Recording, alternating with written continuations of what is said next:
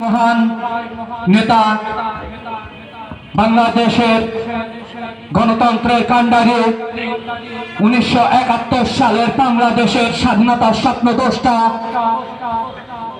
শহীদ president Ziaur রহমানের ৪৫তম শাহাদত বার্ষিকী উপলক্ষে আজকের এই আলোচনা সভা ও দোয়া মাহফিলের সম্মানিত সভাপতি, আমার রাজনীতি গুরু, চুয়াডাঙ্গা জেলার যুব দলের সংগ্রামী সভাপতি, সাবেক ছাত্র নেতা জনাব শরীফুজ্জামান সিদার ভাই সহ মঞ্চে উপবিষ্ট সকল রাজনৈতিক নেতা, আমার সহকর্মীবৃন্দ এবং সামনে উপস্থিত চুয়াডাঙ্গা জেলার বিভিন্ন এলাকা থেকে আগত সকল নেতাকর্মীকে জানাই বাংলাদেশ জাতীয়তাবাদী যুব দল চুয়াডাঙ্গা জেলা এবং আলমডাঙ্গা পৌর যুব দলের পক্ষ থেকে আন্তরিক সালাম, শুভেচ্ছা, অভিনন্দন।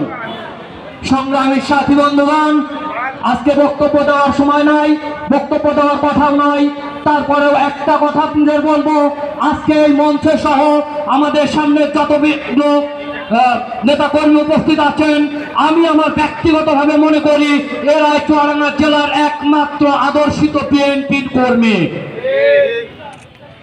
এরা এমন একজন নেতার ছায়াতলে রাজনীতি করছে যে নেতার বিগত 5 আগস্টের পর থেকে এক বিন্দু পরিমাণ চুয়াডাঙ্গা জেলার বুকে তার নামে কোনো দুর্নীতি, অত্যাচার, নিপীড়িত, নির্যাতিত, মামলা হামলার অভিযোগ নাই এবং আমাদের প্রত্যেকটা কর্মীও তার আদর্শে এখন পর্যন্ত চুয়াডাঙ্গা জেলায় বুক ফুলে বেড়াচ্ছে।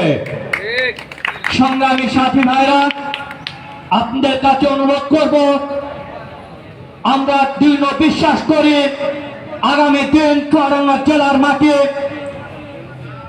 আজকের যুব দলের সভাপতি জনাব শরীফুজ্জামান সিদার ভাই, তিনি চুয়াডাঙ্গাকে পুরা যুব দল না পুরা বিএনপিকে নেতৃত্ব দেবে।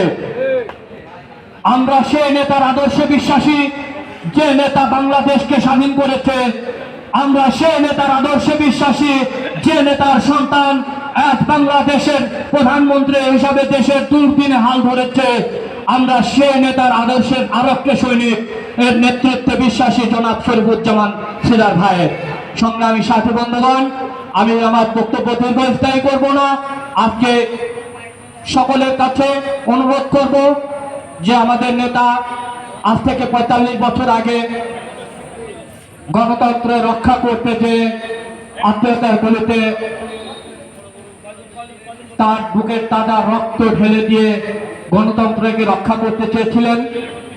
বিভিন্ন সময় বিভিন্ন কারণে এই গণতন্ত্রকে ধ্বংস করার জন্য উৎপেতে আছে।